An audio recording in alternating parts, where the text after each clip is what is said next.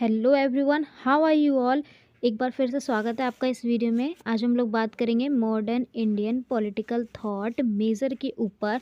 और सबसे बड़ी बात, ये जो वीडियो रहने वाली है सबके लिए रहने वाली है, चाहे आप ड्यू से हो, सोल से हो, कहीं से भी आप ये कर रहे हो। तो उस आप अगर आपके पास ये सब्जेक्ट है, अगर आप बीए ऑनर्स के स्टूडेंट हो या तो फिर आप बीए प्रोग्राम, दोनों में ही सेम सिलेबस को पढ़ाया जाता है।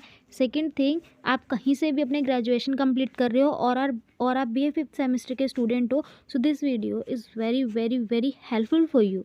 So now let's start the video, but before going to the video, please check the link Telegram.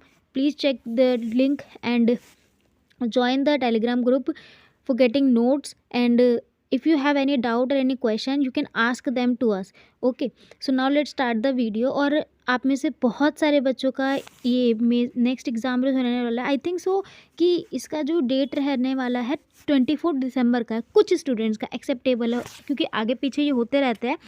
It is not possible ever कि सारी यूनिवर्सिटीज़ एक ही साथ सारे एग्ज़ाम्स को कंडक्ट करवाए। तो मैं आपको एज एन क्या कहते हैं बता रही हूँ कि बहुत सारे बच्चे ऐसे जिन्होंने 24 दिसंबर का एग्ज़ाम होने वाला है, मुझे बताया था उन्होंने।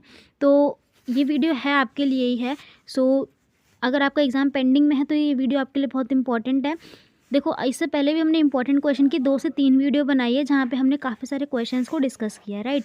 काफ़ी सारे क्वेश्चंस को, जैसे आप ये देख सकते हो कि भारतीय राजनीति की प्रमुख विशेषताएं हमने पढ़ी।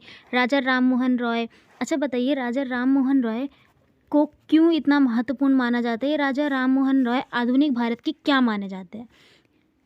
क्वेश्चन समझ आया? राजा राम मोहन राय आधुनिक भारत की क्या माने जाते हैं, ठीक है। और ये क्वेश्चन आज हम कवर करेंगे। थर्ड क्वेश्चन हमारा स्किप रह गया था, थर्ड एंड फोर्थ को भी हम शॉर्ट नोट्स में ज़रूर देखेंगे। So now let's start the video.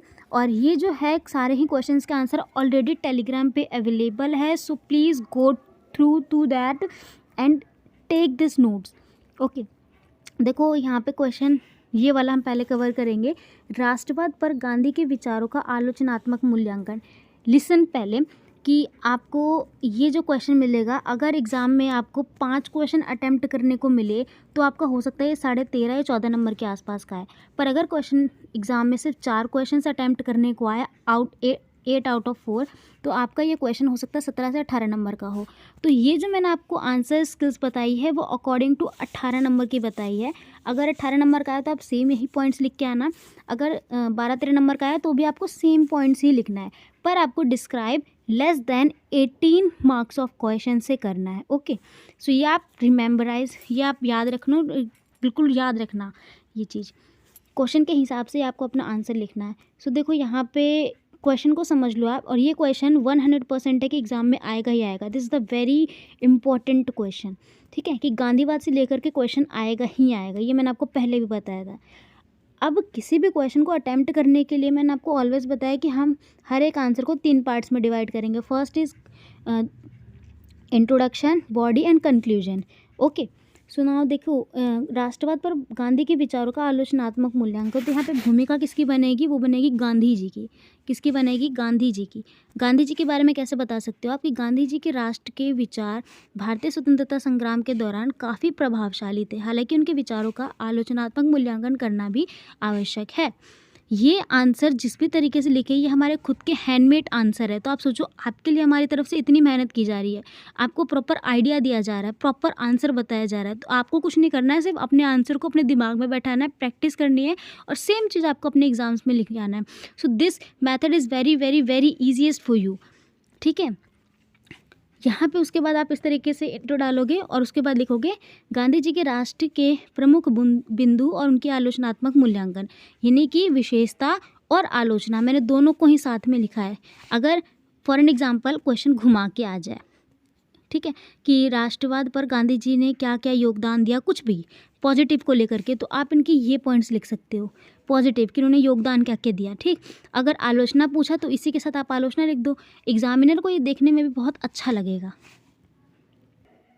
देखो स्टूडेंट्स, अगर हमारी साइड से आपके लिए इतनी मेहनत हो रही है, आपके लिए हम इतना स्ट्रगल कर रहे हैं, और देन हम आपसे ज़्यादा कुछ नहीं, सिर्फ इस वीडियो को अपने दोस्तों तक शेयर करने के लिए बोलते हैं, so you can do this easily.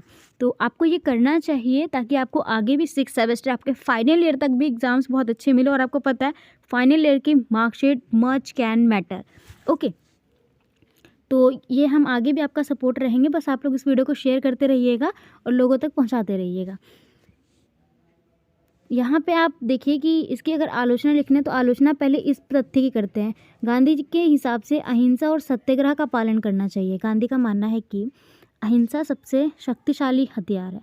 उन्होंने सत्य और अहिंसा के आधार पर सत्याग्रह का सिद्धांत दिया। ठीक, अब इस बात की आलोचना कैसे करती है? कुछ विद्वानों का मानना है कि अहिंसा हमेशा प्रभावी नहीं होता है, खासकर जब सामने वाला हिंसक हो। आलोचना इस बात पे कहते हैं कि हम हमेशा अहिंसा का पालन नहीं कर सकते।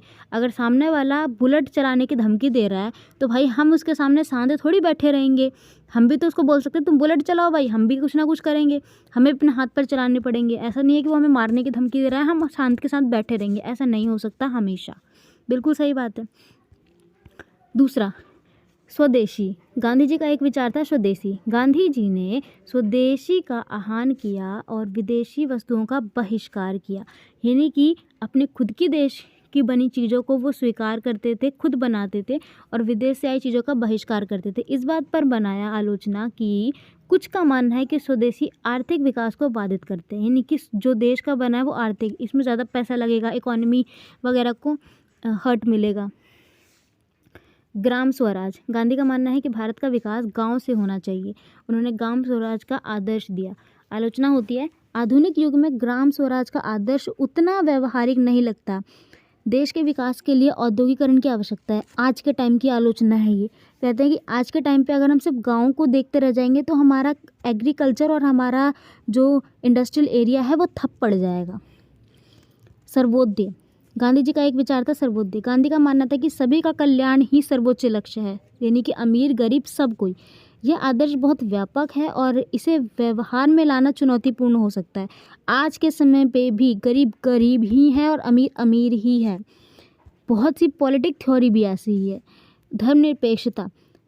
गांधी जी सभी धर्मों का सम्मान करते हैं, धर्मनिरपेक्षता में विश्वास करते हैं। आलोचना कहता है कि कुछ का मानना है कि धर्मनिरपेक्षता के नाम पर हिंदू धर्म को कमज़ोर किया जा रहा है और ये बात कहीं ना कहीं सच भी है।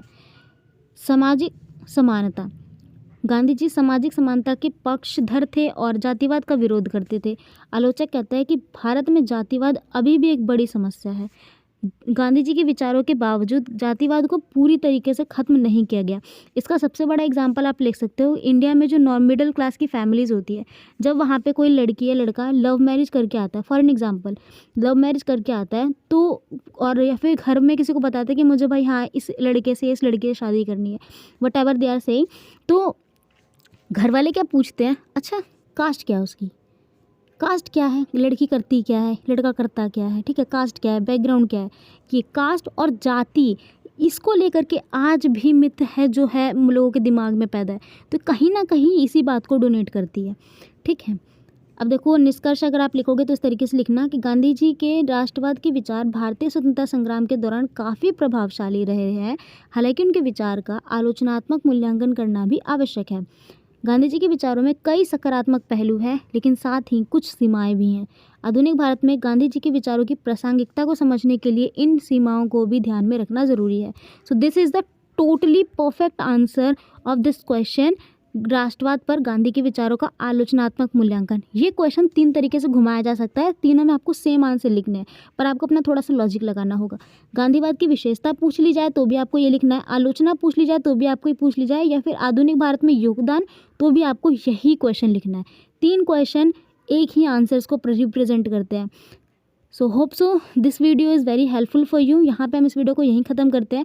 Please join our Telegram group, this PDF is already available there, और कोई डाउट वगैरह है तो आप हमसे वहाँ पूछ सकते हो। हमारे 2 ग्रुप है, एक ऑफिशियली किताबों का अड्डा ग्रुप है and second is consulting group है, तो वहाँ पर जाकर कोई भी डाउट्स को कंसल्ट कर सकते हो। So now take care, bye bye and best of luck for